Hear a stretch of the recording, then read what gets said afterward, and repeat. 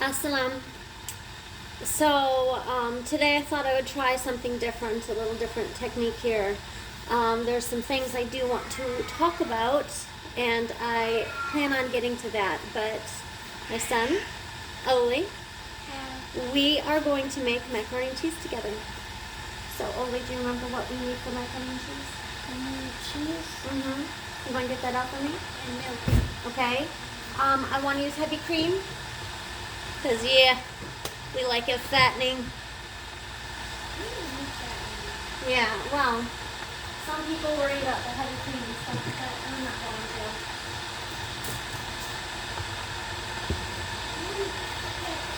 Okay, so I'm going to pause this for a second when we get the ingredients out. Okay, so I'm going to quick show you what we got here. We have cheese, we have Amish butter, because I used to actually get butter from, well, I used to make it at home, but I grew up in Amish country, upstate New York and Pennsylvania. Heavy whipping cream, because the more fattening, the better tasting. And I usually use a mild cheddar, but I was trying to explain to my son the difference in sharp cheddar and mild cheddar. So we're going to do a mac and cheese with sharp cheddar today because, ooh, that's yummy too. I use this brand of cheese because it just has better ingredients in it, although there are still some things that I prefer to do without. I really wish we could go back into a day where we have our own cows, and I mean, that's the kind of life I like to live, but alhamdulillah, I'm just one person, so some of my ingredients have to come from the grocery stores. I do raise my own chickens though. I have intent in getting a goat. So let me flip this back. Our ingredients are milk, butter, flour, noodles. To do a roux, that is what we're going to be doing. What do you have to do to make a roux, Papa? Well, what are the first two ingredients you have to put in there? Heavy cream and... Yep, heavy cream and flour.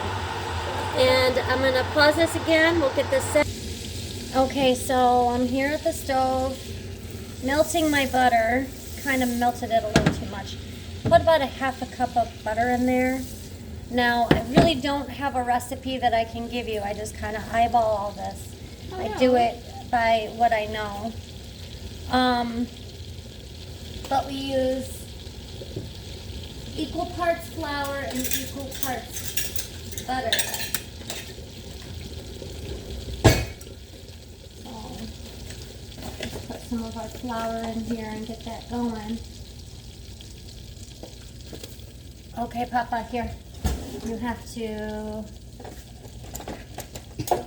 stir, stir, stir, stir. How much is this?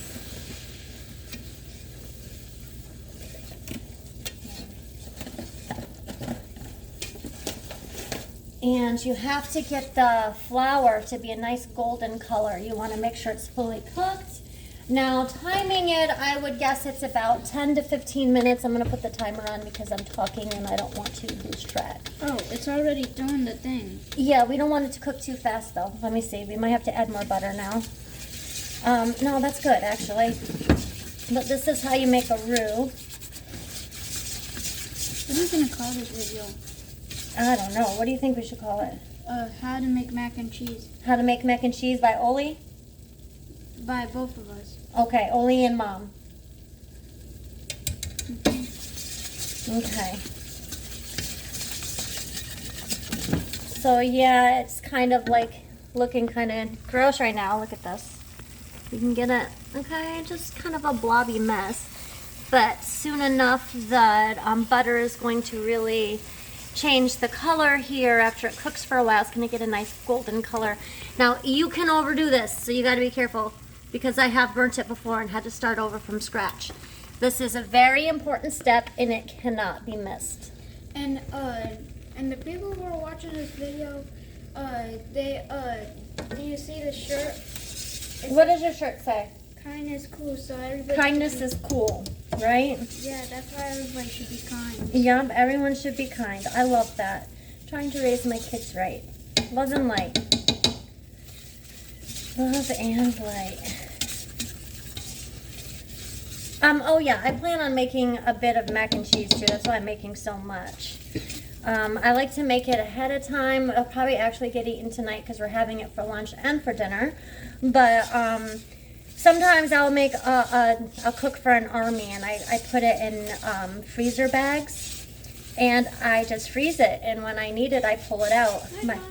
My son is a macaroni and cheese kid, and I do not like him having like Kraft and stuff like that. I don't like processed foods. Yeah, processed foods does make its way into our home, but I really try to avoid it at all costs. I mean, I'm not just only a macaroni and cheese person, but I'm also a taco person. Yeah, we gotta do a video on tacos too. Yeah, we should name it Taco Chef. Yeah, Taco Chef. I think that you can be my cooking kit. Here. I mean, I am learning how to cook. Let me get the here, the pot holder, so you don't burn yourself. And I have to improvise. Let me see, baby. I don't want you to get burnt.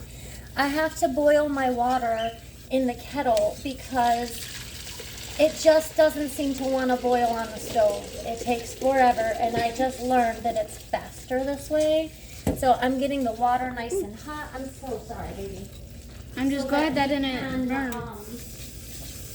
Do this a little quicker.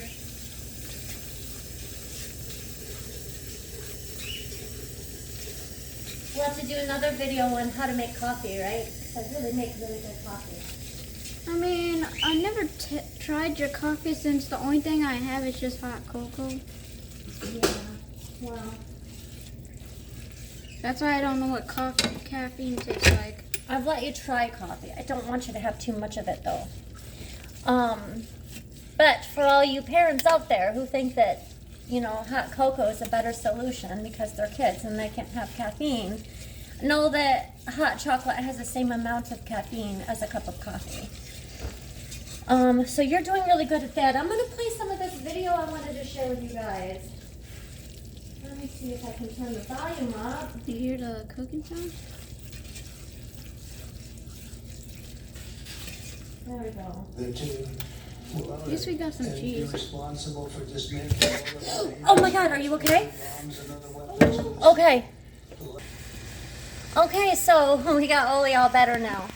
I want you to see the different color in this. It's coming out so nice. Yeah. All right, the golden color. I actually think it's doing really good. It's looking nice. Yeah, it's going to be yummy for our bellies, huh? Okay, now, listen, you have to be very careful because that's boiling water. I'm getting nervous. All right. Here, why don't you come over on this side, Papa? Oh, you know what? You can start cutting the cheese. All right? That's what I was going to say. When are we going to start cutting the cheese? Yeah, I'll let you do that, and I'll take over the stove. And So here we go. Oli is cutting the cheese. Can you put it here so I can show them how to cut cheese? Yeah. So Yeah, let's do this while I work on the stove a little bit. Hold on a second. Okay, Now- so here we are getting ready to cut the cheese. What was I going to get? Oh, scissors. Yeah, and this is how you cut the cheese. So the first thing you need to do is open the cheese. Usually I kind of struggle, so I use the scissors. I'm going to add the Or I milk. could just try. Yeah. While we're doing this, I'm adding the heavy cream. All right? Heavy cream, heavy whipping cream. I will add milk later, but to start, I do the heavy whipping cream. And by the way, this is cooked on a very, very low temperature. And I have the cream setting on the countertop so that it warms and it's not so shocking to the hot liquids, or the heat.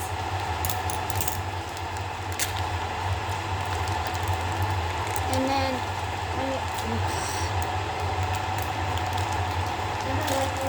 this is part of open. Abracadabra. Okay, I'll help you open this. Let me see. I already have it Yeah. open. Okay. Now the next step you would want to do, this is a very sharp knife, so you could hurt yourself with this. Just be careful in the opening. Good job. I'm glad you're doing the safety. Safety first. So you can see over here on the bottom is the sharp part and the top is safe. So the thing you would want to do is you would want to do this. Good job. Push it down. Yeah, make sure your fingers are not underneath. And that's how you cut the cheese.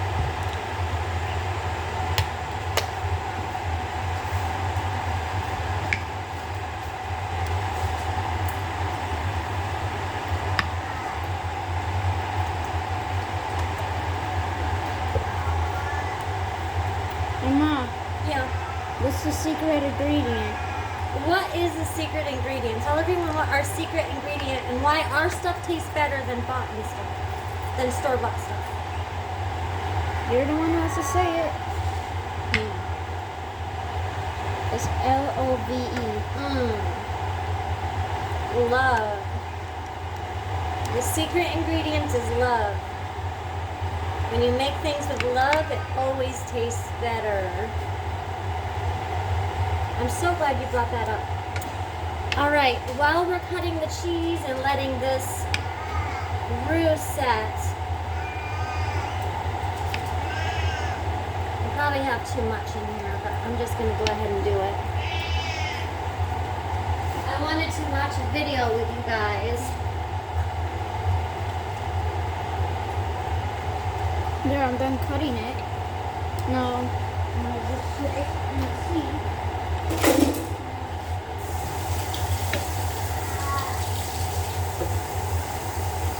I had to use a lot of heavy cream because I used a lot of flour.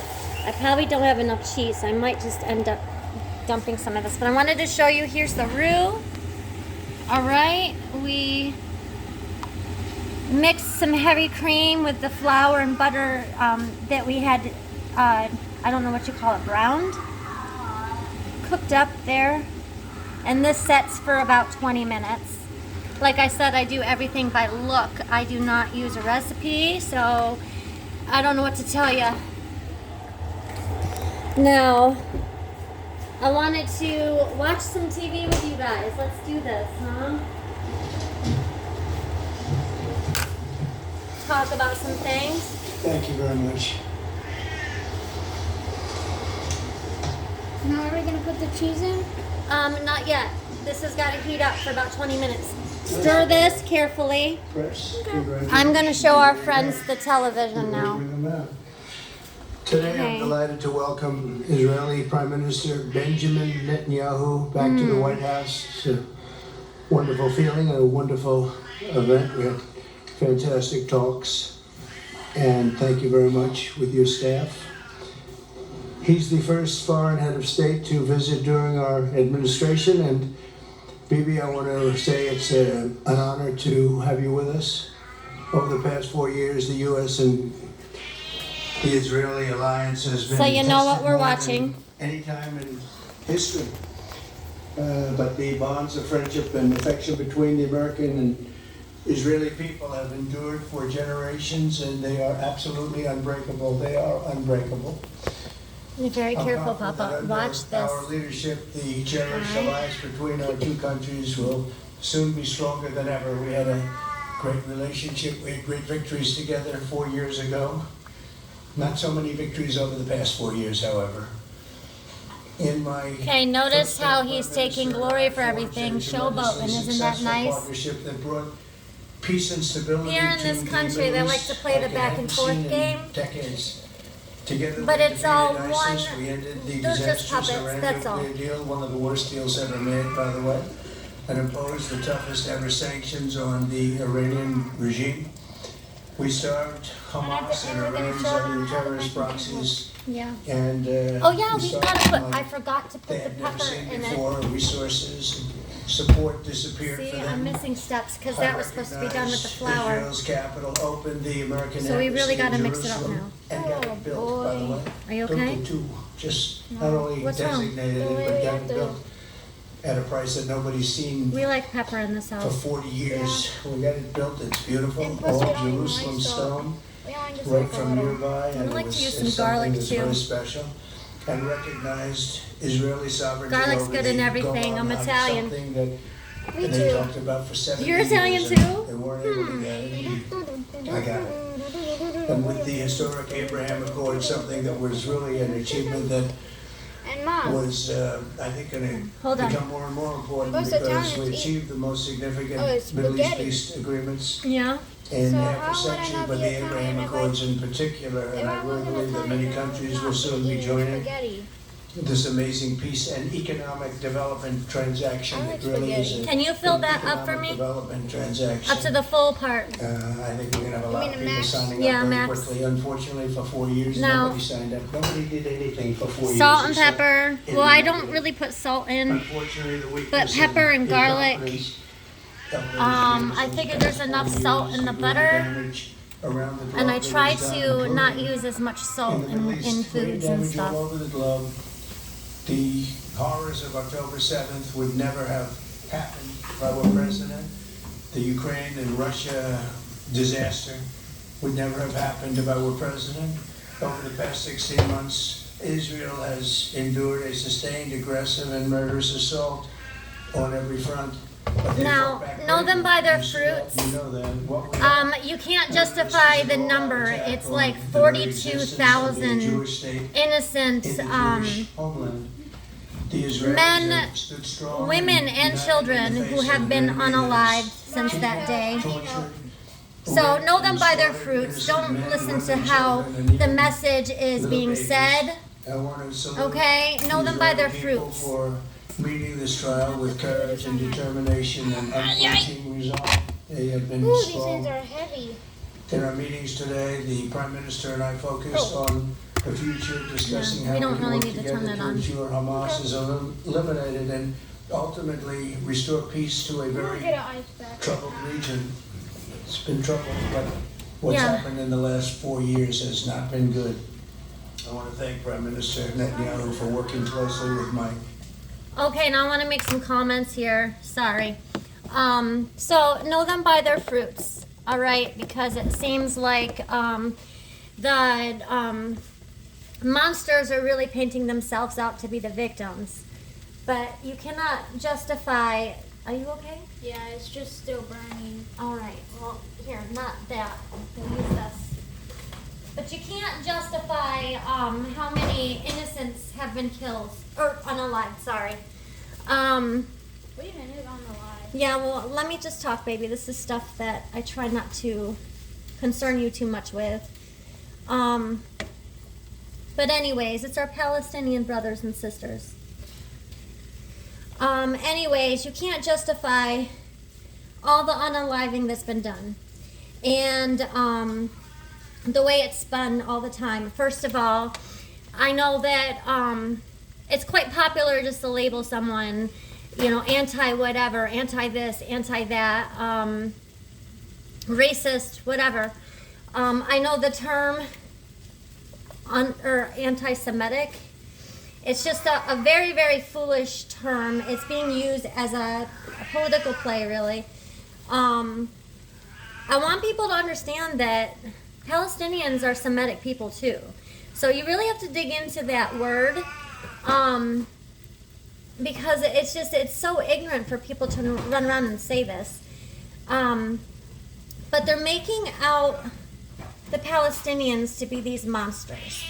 And what I want you guys to realize is just how many people have lost their lives. These people really don't have heavy artillery.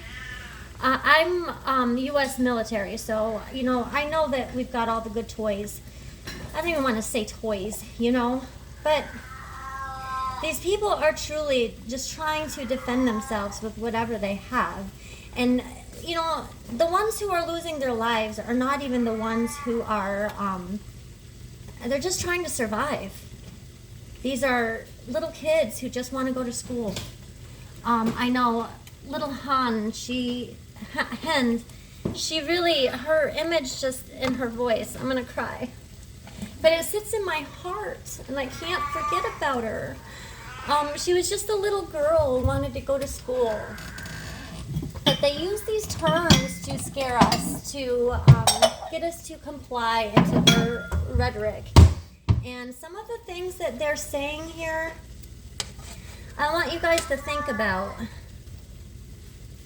I got too much of this in. I gotta take some of it out.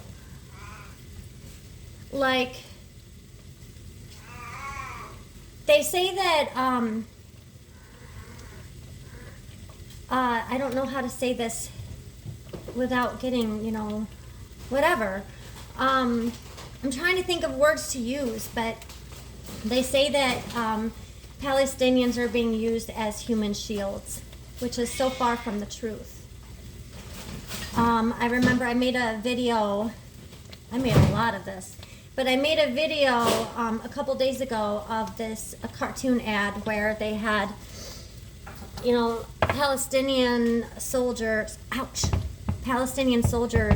hiding out in bunkers while the people on top were being unalived. And then they showed the big eye, okay? Now I feel bad for all these people over there because I know the propaganda and how it's played. But they make it like they're hiding their people in these bunkers and they have soldiers standing out fighting.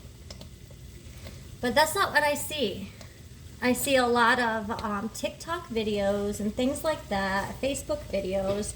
They are mocking the suffering of all these Palestinians.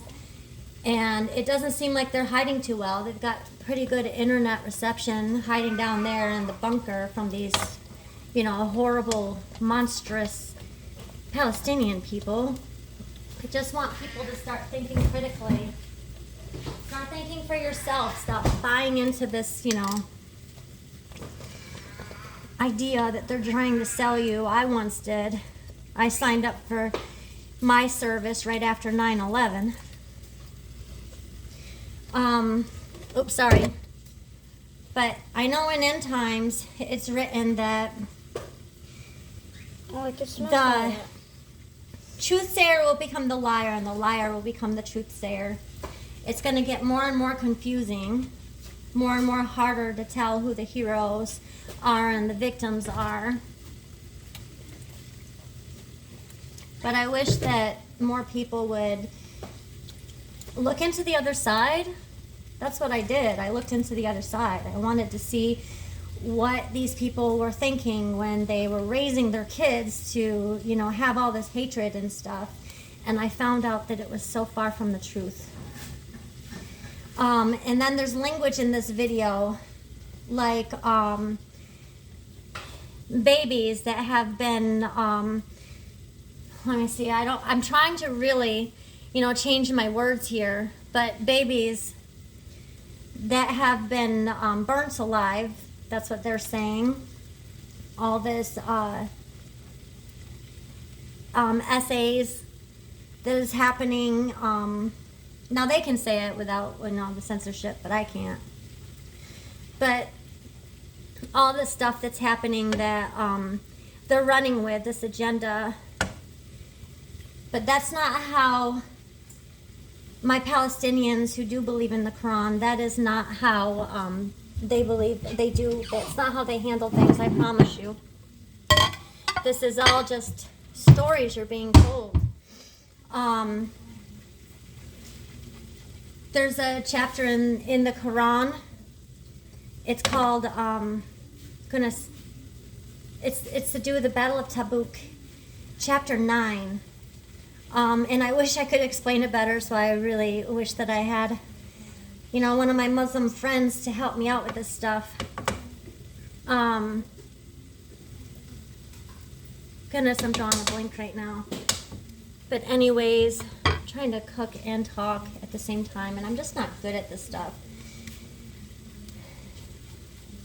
But don't believe in the agenda.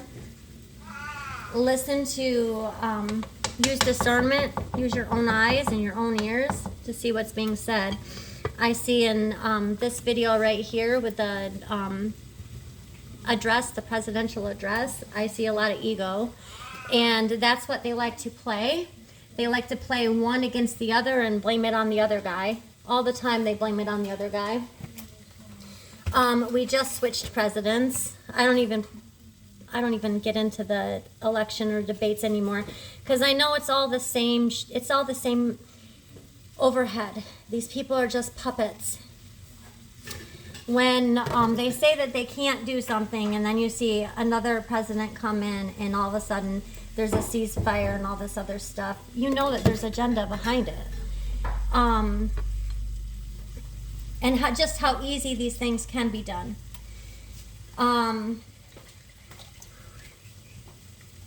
Wow, I think I added too much again. What do you mean?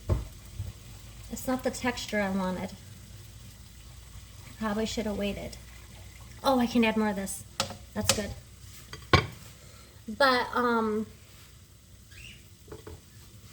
listen to the lingo that's being said.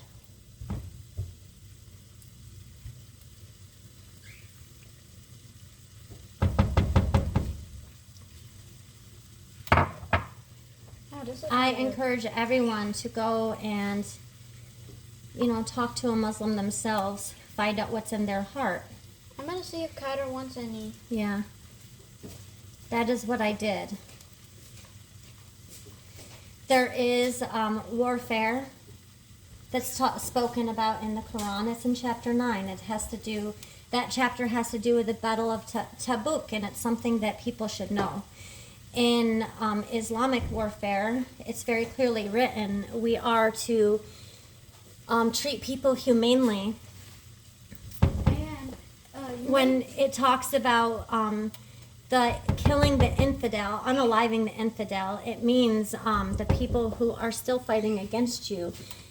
In every part of the Quran that speaks of some kind of some kind of a violence, it always says, like, we have a right to take revenge on someone who harms our family, who, might harm, our loved ones. But it always ends. In every verse like that, right behind it will be a verse that says, but peace is better. But peace is better.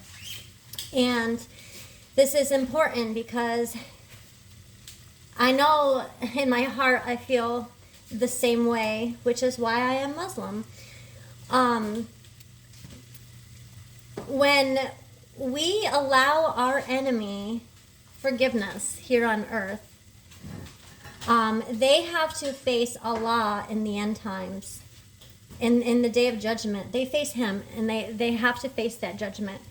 But if we do take revenge and we do unalive them, we are rightfully so. If someone kills our brother, we can take their life as well.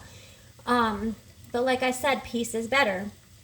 And I know in Muslims' hearts that if you allow them a chance to live, a chance to come to the understanding, they have to come on their own. You can't force anyone. It's also written in the Quran that you cannot take the faith by the blade of a sword, which is very important because everyone thinks that we're out there just unaliving all these people that won't convert to Islam, which is so far from the truth.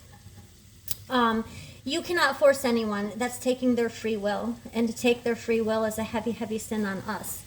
But if you allow that person who might have caused harm or, a heartache in your family, in your life, if you allow them a chance for redemption in this world, it's between them and Allah. But if you unalive them and you take their opportunity, they're already forgiven. You've given them that mercy. So I know if someone really hurts me, I would rather have them be dealt with through Allah than for me to give them that mercy. Let's watch a little bit more of this while I melt this cheese.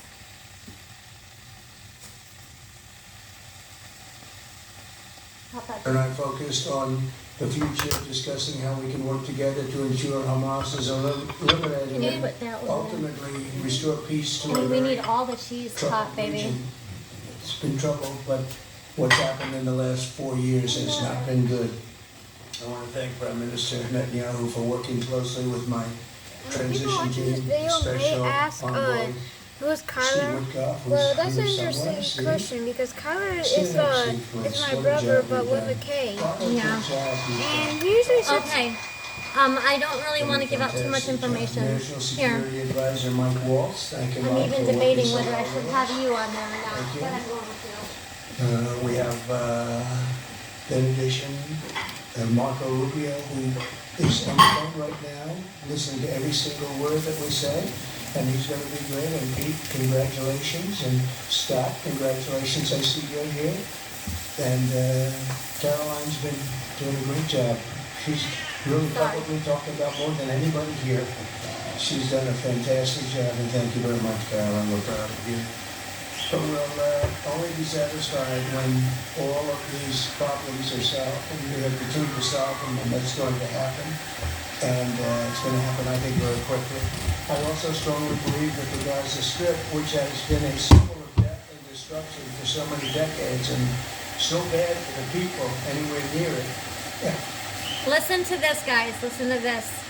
They're talking about, situations that they created. They created this unaliving, this destruction. It's all by design. They created this. And then they're going to use terms like, bad luck, okay? And how, they're going to create better areas for them, which is putting them in ghettos. That's what they're going to do. Hey! I don't like that. No. I'm sorry. That just scared me. But they're going to use lingo like, hold on. Use this knife. But please don't joke around with knives. They're not a toy. Here. Okay, they're going to use lingo like these people had bad luck and the situations they've been forced to live in. Well, they've been creating this life. They've been creating this situation for these people for so many years now, way before October 7th. And it's just important to realize this. What they're talking about is their solution to a problem that they created. I just have too much of this, so I have to take some out.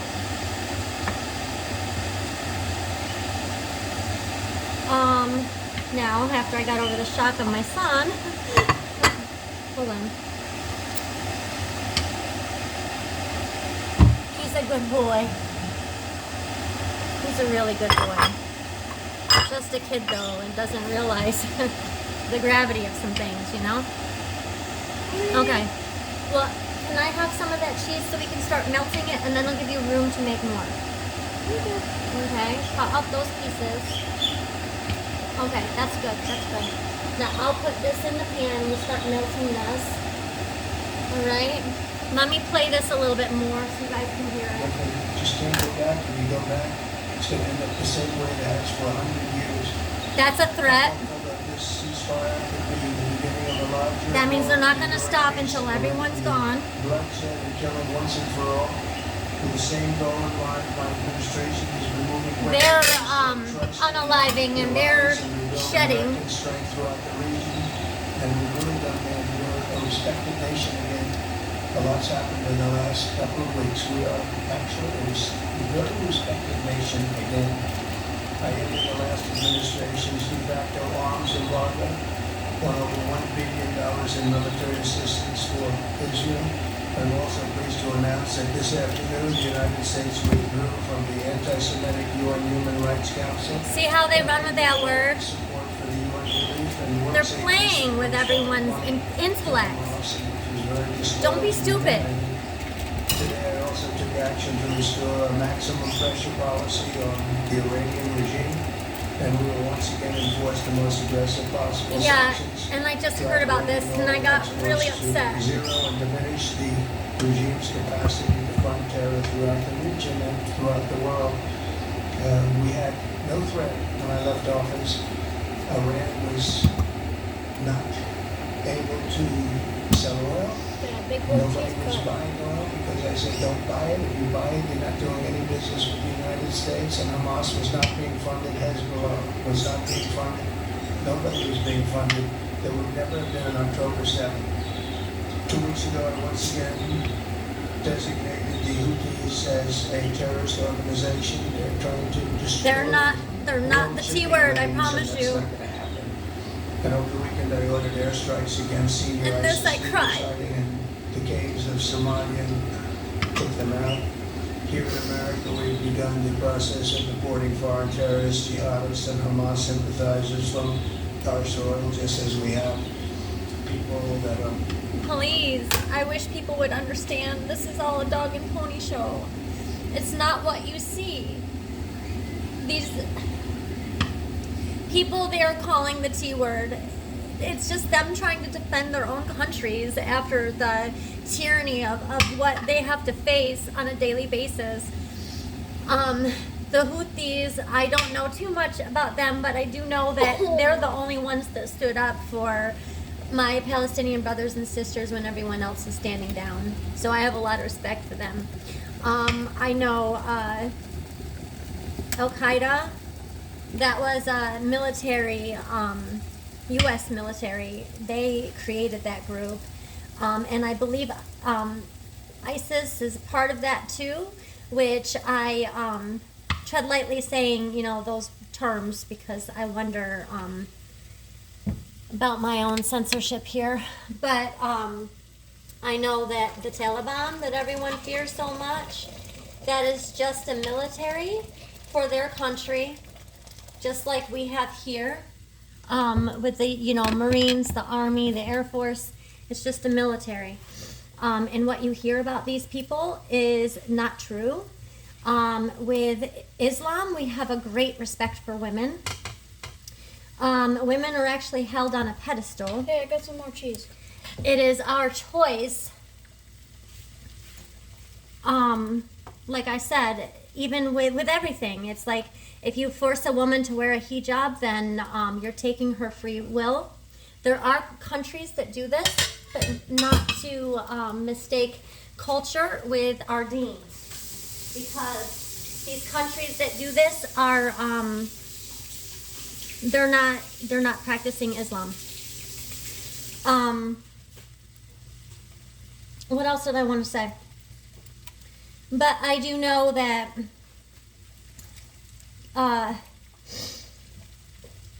the other groups I mentioned, they were military implants, psyops from the West. And my Muslim brothers and sisters do not support that, and it is not a part of our deen to behave in those ways. So you have who you think are the heroes fighting groups that they created themselves. If you look at who the real terrorists are, I think you can figure that out if you just use discernment. All right, let me play some more of this. Now, in the first days of your second term, you picked up right where you left off. Your leadership helped bring our hostages home, among them American citizens. You freed up munitions. Okay, let's talk about that. The term that they're using, hostages, that's never been used before when it came to warfare. They were always called prisoners of wars. That's why we have the flag, POW. How my. But, yeah, there were some captives on both sides. You have to understand that the Palestinians have been taken captive, not even before 9/11, or I'm sorry, October 7th or whatever the heck that date is. But many were taken before that. They were just ripped off the streets, to include children. If you could understand the way they have been forced to live all these years, it's truly, it's not equal over there. There's truly segregation in their own homelands. What they have to do just to go about their daily lives it's just not good. Their kids, they're just taken right off the streets, and they're held in these prisons for no just cause at all. And they have hundreds, I want to say, if not even thousands, I don't know the exact number, more than Israel does, or more than the Israelis who were held captive, prisoners of war. And then I want you to pay attention, and if you could look up some other videos on the other side too, okay? Don't just look at one side, look at both, because the difference in the way these people came out of captivity, when you have the release of the Israeli prisoners of war, they come out with smiles and they're happy, they're healthy looking, mentally, physically. If you see how the Palestinians are coming out of prisoners of war, they are emaciated, mentally broken. The things that they have to go through. It's just disheartening. And I'm just tired of people calling them the monsters. Use your discernment, open your eyes, you know? God said that we will have eyes to see and ears to hear. His people will have eyes to see and ears to hear. I pray for all of you. Eyes to see, ears to hear, and discernment in all information that you see. All right, I'm going to play this a little bit more. Today, the roar of the Lion of Judah is heard loudly throughout the Middle East. Israel has never been stronger, and the Iran terror axis has never been weaker. Yeah. But as we discussed, Mr. President, to secure our future and bring peace to our region, Oh, I forgot to. we have to finish the job. In Gaza, Israel has 3 goals: destroy Hamas's military and governing capabilities, secure the release of all of our hostages, and ensure that Gaza never again poses a threat to Israel. I believe, Mr. President, that your willingness to puncture conventional thinking. All it would take is coexisting. Coexisting. It doesn't exist here in this country, and it doesn't exist anywhere in the West. Just coexisting. I know me as an American soldier, and I was born and raised Christian. After much studying, people still call me an idiot, although I know I have studied so much more than they have. I'm not accepted, not anywhere. I'm told that, in here in this country, I'm told that, you know, it's Islam. Islam's the problem. Islam's at fault. Islam doesn't want anyone to be unlike them. But wherever I go, I'm not accepted. I've gone to the Christian churches. My son was in a Christian school. He was thrown out of the Christian school. And that's really funny because there was some Christians attending the Muslim school that he was attending as well.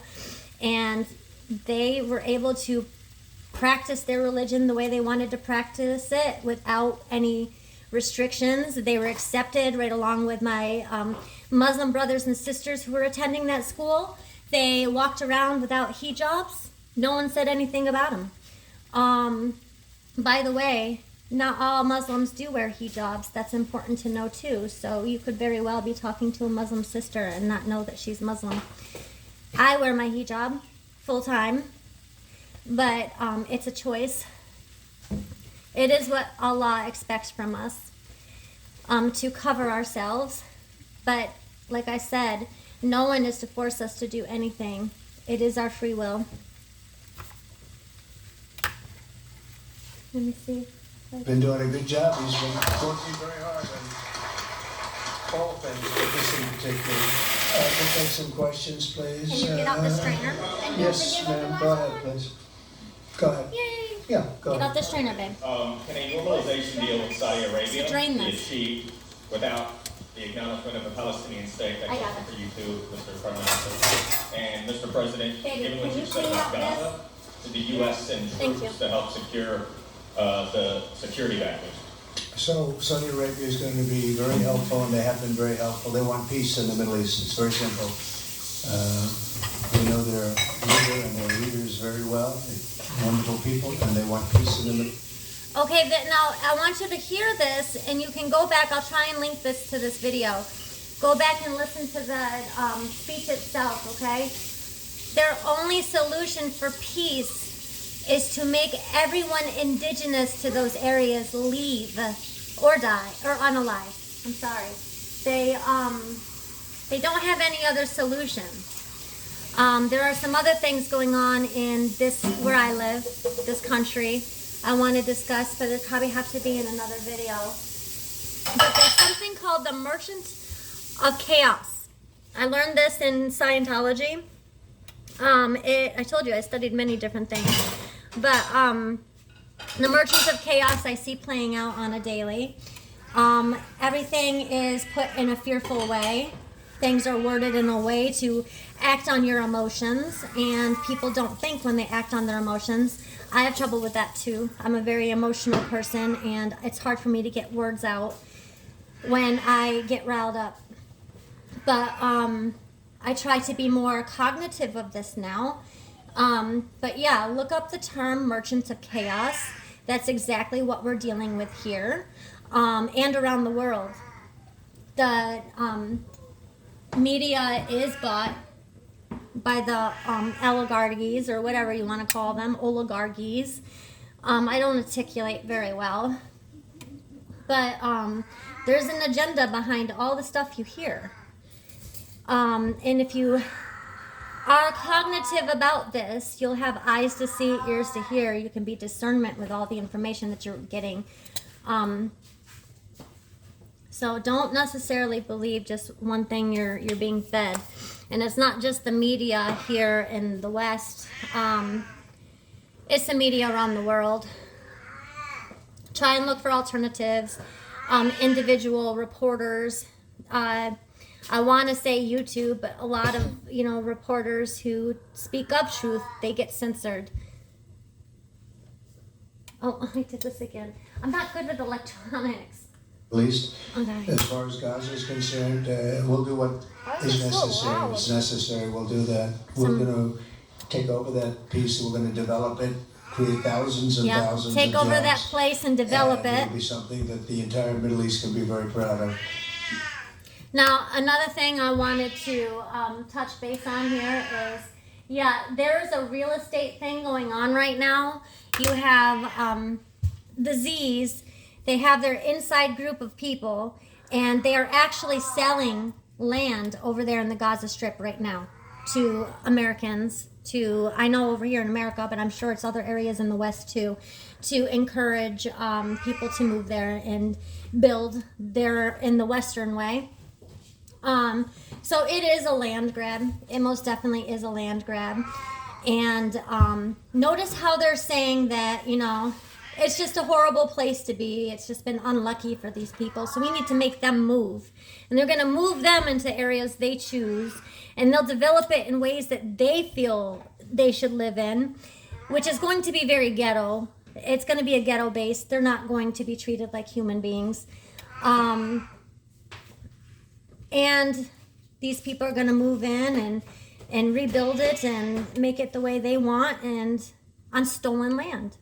Kind of like what this country is on. By the way, I know there's talk right now, and I wanted to bring this to your attention too, of the indigenous people here, the Native Americans. There's something going around right now, and I try to stay out of this stuff because it's just, my life is so depressing that I have to balance it, and it's hard to, with so many depressing things going on. But the Native Americans they're fighting to say that they're not going to have citizenship. And I know there's a big thing about deporting people right now. So it's like, okay, where are the Native Americans supposed to go? Like, this is their land. This is their land. We stole their land. So, yeah, there's still that at play. Let me try and get through this. Ever.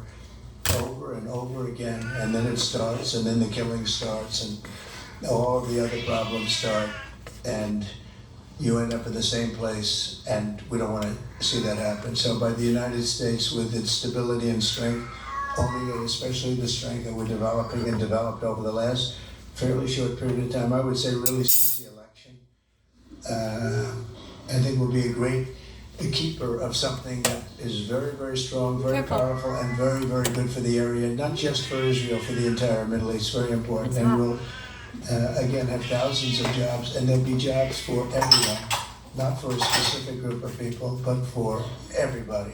Okay, please. I think peace between Israel and Saudi Arabia is not only feasible, I think it's going to happen. I think if we had another half a year in your first term, it would have already happened. Many, many more, I agree, many more nations. I think you can't prejudge and pre-guess how we'll achieve it, but I'm committed to achieving it, and I know the president is committed to achieving it, and I think the Saudi leadership is interested to achieve it.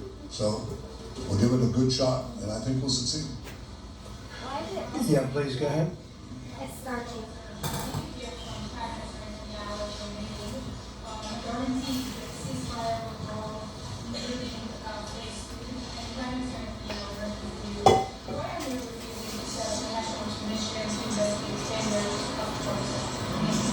Well, I can't tell you whether or not the ceasefire will hold. We've done, I think, a very masterful job. We weren't helped very much by the Biden administration, I can tell you that. But we've gotten quite a few hostages out. We're going to get more out. But we're dealing with very complex people. And we are going to see whether or not it holds. We certainly want to have more come out. They've come out damaged in many ways, very damaged Looking people. pretty hot. But they're going to get better, and they're going to be strong, and they're going to have a good life. And we hope to get as many as possible out. Whether or not it holds, I don't know. We hope it holds. We hope it holds. I think that at the appropriate time, which I think will enable us to really investigate what happens, what were the causes of the failures, by an independent commission that will be accepted by the majority of the people. We don't want it accepted by one Yeah. half of the people and not the other. They're talking about reinvestigate on how they're going to mask things And believe me, for the general, It was people about who love. don't really want to think for themselves and just want to buy into this agenda. Kelly, go ahead.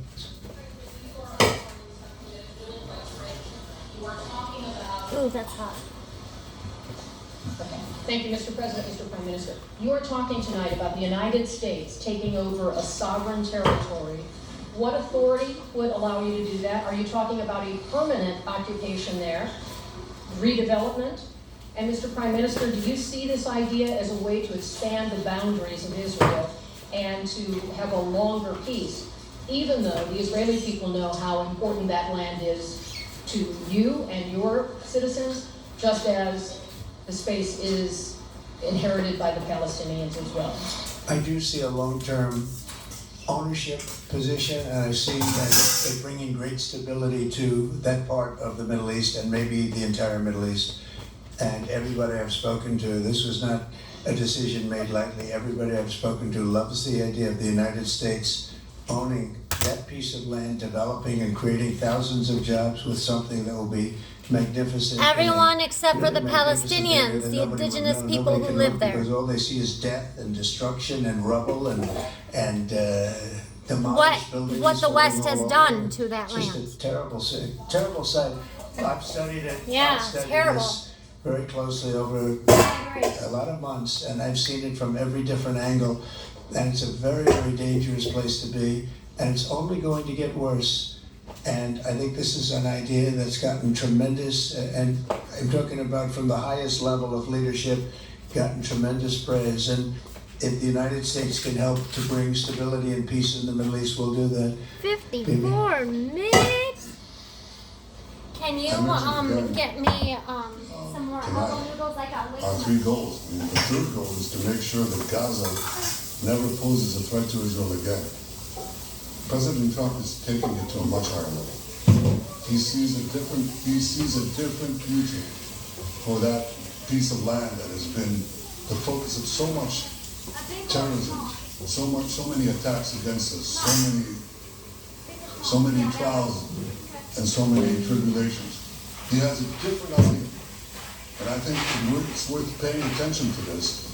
We're talking about it. He's exploring it with his people, with his staff.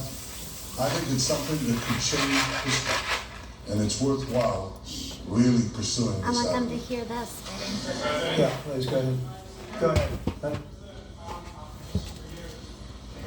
Yeah. Am I at this,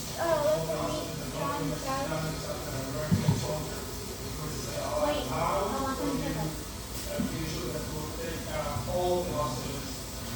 And then we will. We're working very hard to get all the hostages. The word is all, and we are working very hard. So far, it's been moving along fairly rapidly, pretty much on schedule. I'd love to have them all out at one time, but we're taking them out, and tomorrow more are being released, and over the days more, and then we'll go into a phase 2. But we'd like to get all of the hostages, and if we don't, it will just make us somewhat more violent. I will tell you that, because they would have broken their word. Mr. Witkoff and his entire group have been working 24 hours around the clock, and they want them out, and promises have been made to them, and we'll see whether or not those promises will be kept. But we want all the hostages this way. President used to support Israeli sovereignty in Judea and Samaria, areas which many believe is the biblical homeland of the Jewish people. Well, we're discussing that with many of your representatives. You're represented very well, and people do like the idea, but we haven't taken a position on it yet, but we will. Okay, now this is what I wanted to address with you guys. They call it the biblical holy land of the Jewish people. Now, in scripture, it doesn't necessarily talk about a land, okay? Okay. Well, yeah, Jesus was born in Jerusalem and all that good stuff. But when they talk about Jews, they're talking about the people who are of God. Okay, this is a term that was used in when Judaism was a good thing before it got switched by the people in charge. Okay, Jews and Gentiles, that's what it means. Jews and Gentiles. Jews were the people who followed God's laws. The Gentiles were the ones that did not. Then Jesus came and he noticed these fallacies that were being, played. Most importantly, he knew that it was being used against the people. The people didn't know the common,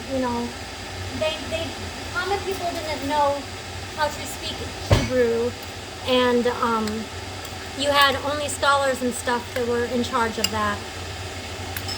The scholars were using it for political reasons to control the people, and Jesus called them out on that. So then you have Christianity. Now, Christianity in Jesus' day, just like Judaism when it originally started, it's not what Christianity is today. The Christianity that Jesus spoke for is not the Christianity of today. It was a completely different faith, completely different religion. It was more pure, more true. So then you had, in those terms, it was Christian and pagan, because there was a lot of people worshiping pagan gods. So this is also, again, a word play. I suggest that all you read, study up on your scripture, and learn these things for yourself, because it's just like in Jesus' day. He came to fight the fallacies of the day. It's happening again today. We're all created by the same God. That's what it comes down to. That's what I'm trying to say. We're all His. If you believe, you'll see things for what it is. If you are blind, you're going to follow this stuff, and you're going to root for more unaliving on innocent people. We'll be making an announcement probably of that very specific topic over the next 4 weeks. Go ahead, please. You just said that you think all the Palestinians should be relocated to other countries. Doesn't mean that you do not support a two-state solution. It doesn't mean anything about a two-state or one state or any other state. it means that we want to give people a chance at life. They have never had a chance at life because the Gaza Strip has been a hellhole for people living there. It's been horrible. The Hamas has made it so bad, so bad. Hamas was trying to make things better for his people, for the Palestinian people. Because the hell that he's talking about was created by the West.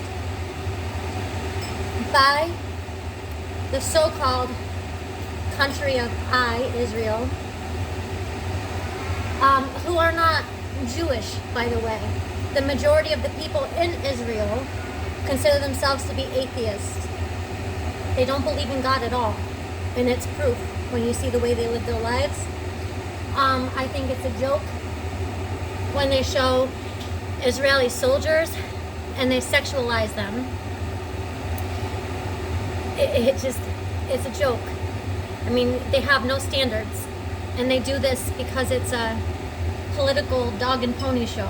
They want to make it look good to the average people who don't know no better. But yeah, the hell that they're talking about is the hell that they created. They created this. Look into the merchants of chaos. Stop falling into this dog and pony show. And start living life by God. If you live life by God, you're going to see all of us as brothers and sisters. You're going to see everyone, even the non-believers, as God's creation. And instead of causing harm, you will pray for them. It's so dangerous, so unfair to people. And by doing what I'm recommending that we do, it's a very strong recommendation, but it is a strong recommendation. By doing that, we think we're going to bring perhaps great peace to long beyond this area. And I have to stress, this is not for Israel, this is for everybody in the Middle East, Arabs, Muslims, this is for everybody. This would be where they can partake in terms of jobs and living and all of the other benefits. And I think it's very important. It just doesn't work the other way. You know, you can't keep trying. It just has been going along for so many decades, you can't even count. You just can't keep doing. You have to learn from history. You can't keep doing the same mistake over and over again. Gaza is a hellhole right now. It was before the bombing started, frankly. And we're going to give people a chance to live in a beautiful community that's safe and secure.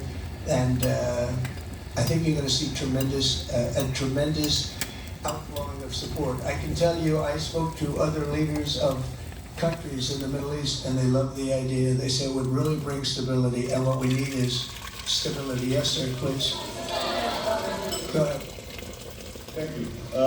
Are you still committed to imposing sanctions on the ICC despite the move being stalled in the Senate? And please a question for the Prime Minister as well. The President has been very clear about his desire to achieve a deal with Saudi Arabia. How do you settle this if Israel is required to renew the war against Hamas in the future? Go ahead, baby. I think everybody understands that just as the President fought and defeated Al-Qaeda and ISIS, that we can't leave Hamas there because Hamas will continue the battle to destroy Israel. They'll do, you know, when in this temporary ceasefire, one of the leaders comes out, you know what he says? We're going to do October 7th again, except we'll do it bigger. I don't believe that. You can't talk about peace, neither with Hamas or in the Middle East, if this, toxic, murderous organization is left standing. Any more than you could make peace in Europe after World War II if the Nazi regime was left standing and the Nazi army was left standing. You want a different future? You got to knock out the people who want to destroy you and destroy peace. That's what we're going to do. I think that will also usher in, actually, the peace with Saudi Arabia and with others. And I think there'll be others too. Yes, ma'am. Go ahead. As a high expectation from you. Do you have any plan to change Afghanistan situation? Are you able to recognize Taliban? Because I'm an Afghan journalist, Afghan suffered woman. Any comment about Afghanistan? What's your future plan for Afghan people, especially Afghan? I have a little hard time understanding you. Where are you from? Oh. Actually, it's a beautiful voice and a beautiful accent. The only problem is I can't understand the word you're saying. But I just say this, good luck, live in peace. Go ahead, please. That's okay, yeah, please. Obviously, you didn't want to answer that question. You said earlier today that it was tough for you to implement these sanctions on Iran, but you did indicate that you were willing to negotiate with them. What would that look like, and are you in conversations with them? And the same for the Prime Minister, sir. I hated doing it. I want Iran to be peaceful and successful. I hated doing it. I did it once before, and we brought them down to a level where they weren't able to give any money. They had to survive themselves, and they had no money. They were essentially broke. And they had no money for, as I said, Hezbollah. They had no money for Hamas. They had no money for any form of terror. The 28, if you call it, the 28 sites of terror. They had no money for any of it. They had to do their own and focus on their own well-being. And I hated to do it then, and I hate to do it just as much now. And I say this, and I say this to Iran, who's listening very intently. I would love to be able to make a great deal, a deal where you can get on with your lives and you'll do wonderfully. You'll do wonderfully. Incredible people, industrious, beautiful, just an unbelievable group of people in Iran. And I know them well. I have many friends from Iran and many friends that are Americans from Iran, and they're very proud of Iran. But I hated to do it, just so you understand. And I hope we're going to be able to do something so that it doesn't end His up smile when he talks about this stuff says it all. Situation. I don't want to see that happen. I really want to see peace, and I hope that we're able to do that. They cannot have a nuclear weapon. It's very simple. I'm not putting restrictions. They cannot have one thing. They cannot have a nuclear weapon. And if I think that they will have a nuclear weapon, despite what I just said, that I think that's going to be very unfortunate for them. If, on the other hand, they can convince us that they won't, and I hope they can. It's very easy to do. It's actually very easy to do. I honestly think that we shouldn't have the nuclear weapons. Yeah, please. So, go ahead. For Gaza. Yes. Can you make up the plan for Ukraine and also To Ukraine. Ukraine, yes. You consider yourself a strong leader. You blame your predecessor for letting Russia take over Ukraine. Will you demand from Putin take up the southern territory? So we're dealing right now with subject that I don't want to spend a lot of time because we're here for another reason. But we are having very good talks, very constructive talks on Ukraine, and we are talking to the Russians. We're talking to the Ukrainian leadership. It would have never happened. That would have never happened. It should have never happened. I get reports every week. The number of soldiers, mostly soldiers now, the cities have been largely demolished. You talk about a very sad sight to see with Gaza. Well, many of these things look as bad as Gaza and worse what's happened to them. And I want to see that end. And I want to see them for one simple reason, the life of young people being absolutely obliterated on both sides. You probably have 700,000 Ukrainian soldiers dead, 800,000, maybe more Russian soldiers dead. It's very flat land, and the only thing that's going to stop a bullet is a human body. In this case, usually soldiers. And the numbers are staggering when you hear the real. Listen, I want you guys to think about this. I really have been trying to not focus on this stuff. Like I said, my life is just so damn depressing. I don't know a lot about this Ukraine thing, but I do know that there's things bigger behind the scenes. There is this rail system that they are trying to build, and it has to do with those areas. Syria, Lebanon, Gaza. That's one of the main areas. It's going to go under the land, and it's going to go even parts of it under the sea. What else did I want to say about this? I have to rewind now. I lost my train of thought. It would have never happened. That would have never happened. It should have never happened. I get reports every week. The number of soldiers, mostly soldiers Okay. now. That's what I wanted to touch base on. These people who are calling for these wars, they're not the ones that are fighting in them. I've lost brothers and sisters in these wars. I'm talking about my own military. And it really bothers me because I know that they died in vain. See, this is what I mean. I get emotional. But these people don't care about human lives. It's just what he said. It's going to take a human body to stop a bullet. No, it doesn't. How about we just treat everybody equally? Look at everyone like they're humans and stop putting one race ahead of the other. No one should thrive at the result of another man's suffering, and this is happening all over. The West doesn't see it. These colonizations. That's why you have a whole bunch of people in Haiti, and I'm going to keep bringing this up, who speaks this dialogue of French called Creole, something like that. But even in this country, when they were taking people from Africa, they were forced into Christianity. A lot of them were Muslims, and you can look up this history too. Thomas Jefferson, and I still have to do that study, but unfortunately I've been sidetracked with all this stuff going on, and that's another thing they like to do, is to keep you in a constant state of survival. It's kind of what I've been forced into, constant state of survival. I'm just going through a lot in my own personal life. I have no friends, no family. I have Allah. If all you have is Allah, you have everything you need. But let's see one of these men who are calling for these wars. I want to see one of them on the front line. You think it'll happen? And another thing I wanted to say, I remember when we went to Iraq, I thought then we didn't have a reason to be there. Like, our threat was supposed to be in Afghanistan, but here we are, troops on ground in Iraq. Then they're talking about weapons of mass destruction. Sorry. Weapons of mass destruction. They were never found. Again, we were lied to. We are constantly being lied to by these political ponies here. And I just want you all to wake up. See it for what it is.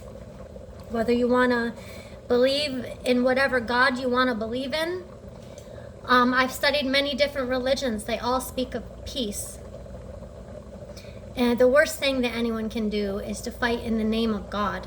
It's just so disrespectful. And even atheists, you know, it's just live and let live. Enough is enough. I think I'll try and finish this out. The cities have been largely demolished. You talk about a very sad sight to see. We talk Gaza. Well, many of these cities look as bad as Gaza and worse. What's happened to them? And they did it. They created these environments. I want to see it end for one simple reason: the life of young people being absolutely obliterated on both sides. You probably have 700,000 Ukrainian soldiers dead, 800,000, maybe more Russian soldiers dead. It's very flat land, and the only thing that's going to stop a bullet is a human body. In this case, usually soldiers. And the numbers are staggering when you hear the real numbers in Ukraine, what the numbers are. And this doesn't include the cities that have been demolished and all of the people that were killed. So I want to see it stop. We're having very good talks, and I think we're going to get it. I think something will be hopefully dramatically, it will rise above everything. You can't let this continue. This is an absolute slaughter that's taking place on the beautiful farmlands of Ukraine, and we have to stop it. We can't let this continue. It is a human tragedy, and we're going to try very hard to stop it. Yeah, please, go ahead, sir. Go ahead.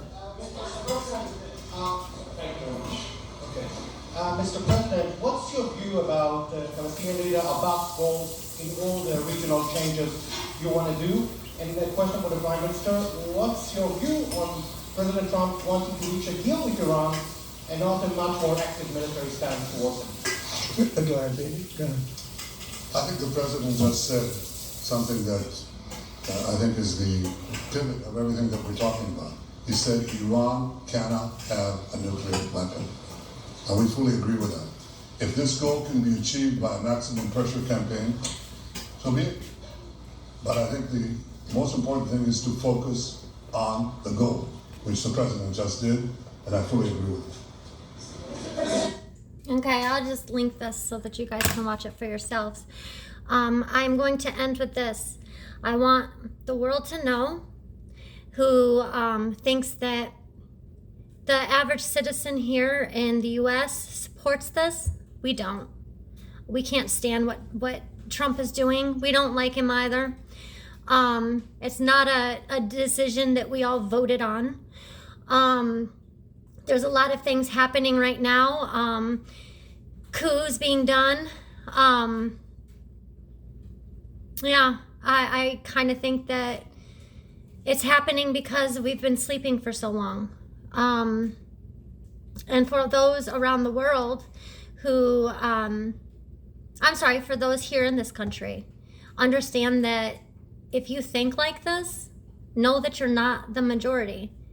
There are over 100 and some odd countries, I don't remember the number, but they stand against all this, and we're not in their favor.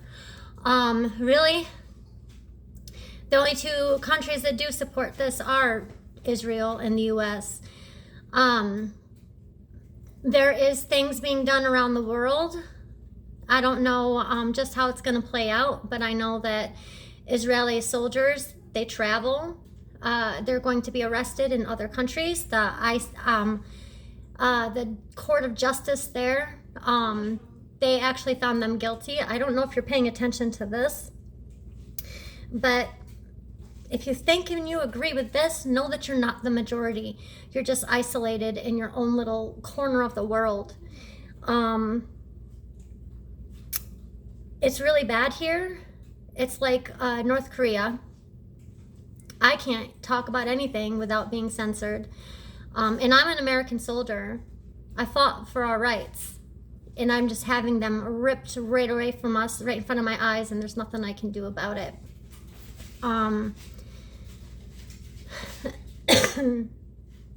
It's really bad here, though. And it's only going to get worse. It's going to get worse because we still stay asleep. Now you have Trump. He is picking fights with our neighbors. This tariff war, it's not for our better good. It's definitely not for our better good. You need to look at these tariffs like taxes. That's what they are. They're just wording them in a way. It's the American people who are going to pay. It's really going to get to a point like North Korea where we're even struggling to feed our families. I've been trying to prepare. I'm not, but I've been trying to. It's just, I've been put in a state of survival all these years. For the past 4 years, it's been really hard. I have no support system, no friends, no family, but the 2 kids that I care for.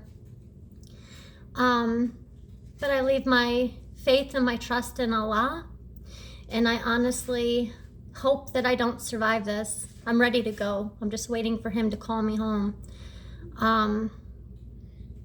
But here I am doing what he wishes. Shine light, shine love and light. Help people realize that we're all from him. So any talk other, it's from the shaitan.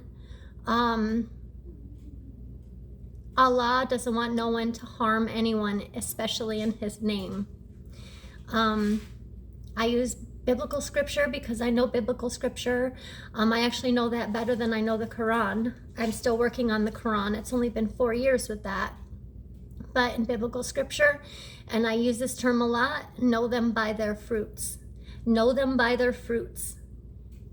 Don't go by what you're being told. Look at the actions. Look at what's happening. I don't know how many innocent lives too. They're civilians. They're not military. Have to be unalived to make, something right. It's just unheard of. The rooting and stuff for more bloodshed. It's just so sad. Know that that's from the shaitan. There definitely has to be peace. But peace doesn't mean suppressing another man. I pray for everybody. Have eyes to see, ears to hear, and discernment in all information that you come across. Shine love and light. Assalamu alaikum, and just do better.